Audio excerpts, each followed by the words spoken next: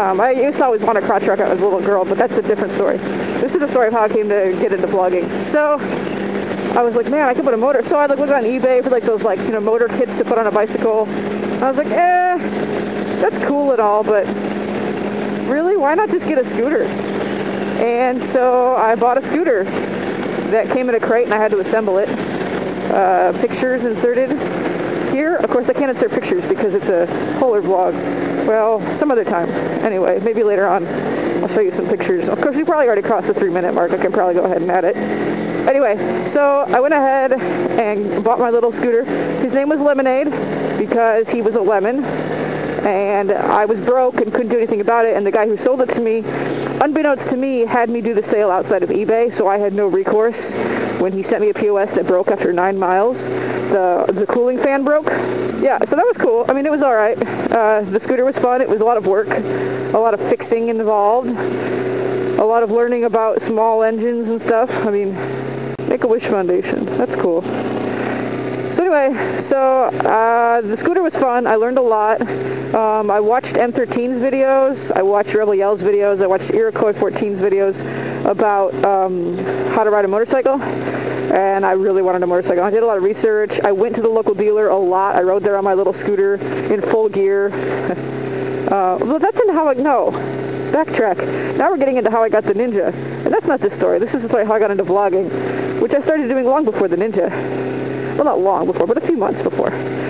Anyway, I started riding the scooter around, and it was a little 50cc, tapped out at like 37, 40 miles an hour, and I loved it. And I would ride like from South KC over to like Blue Springs. Or one time I took Prospect Avenue all the way north to Independence Avenue, which is a really bad neighborhood, by the way. Never do that as a girl at 11:30 at night like I did. But I would just go exploring. I would go downtown Kansas City. I would ride everywhere. And plus, I'd been without a vehicle, a motorized vehicle, for so long that even that little 50cc scooter was like freedom. Like, I'm like, oh, I'm out of bread. Oh, I can go to the store. And it was awesome because I couldn't do that before. Unless I wanted to walk forever or like, call a friend or something. What happens? Oh yeah, I rode this thing everywhere and I fell in love with it. And I remember thinking, like, it was so incredible being on 2 wheels like that. I don't know. You guys who ride, you just know what I mean. You know exactly what I mean. There's something about riding a motorcycle or a scooter or anything like that. There's just something about it. And I remember thinking, I really want to share this with my friends. And I was like, well, my son, this is before I'd seen any of M13's videos or anything. So I didn't know, I didn't know about like, vlogging or anything. I hadn't seen any of that. I had no idea anything like that existed. But I thought, man, wait a minute. My cell phone takes camera, or, takes video. One night, it was late at night, and I was out for a ride, and I thought, I want to try this. I'm going to stick my helmet, I'm going to stick my camera in my helmet, and my camera, or my phone has like a cover thing. And so I was holding, and it's like rubber, so I was holding that with my teeth, because I wasn't thinking to talk, because that wasn't what I loved about riding. What I loved about riding wasn't talking, because I didn't talk when I rode, I just rode, and just the sound of the road, and just being out open like that, out on the road like this, that's what I was trying to capture. I wasn't trying to ramble on about stuff. I like I said, I hadn't heard about vlogging, and I didn't think of the concept of adding dialogue, or monologue, I guess.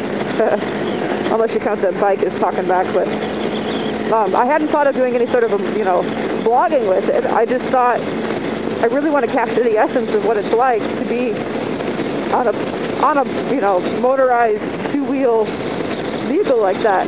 And so I popped the camera in. I don't even know if I still have that video. It was an epic fail. It was at night, and I'm trying to hold it with my teeth, but like, it just wasn't working. You pretty much stared at the headlights in front of the road, sort of, for most of the ride. And it was my old, 2-megapixel cell phone camera, so it wasn't very good quality at all. 15 frames per second. Anyway, so that was the story of that, of how I got into vlogging. And then it was when I was looking into getting the Ninja that I was like, well, I want to learn how to ride a motorcycle. And I started researching that, and that's when I found,